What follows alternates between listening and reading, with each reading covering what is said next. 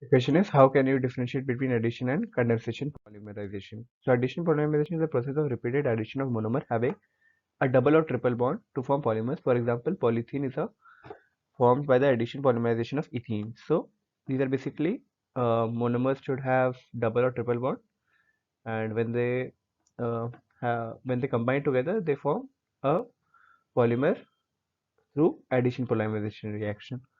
This is an example when ethene, you know that it has a double bond, so it combines and it forms polythene.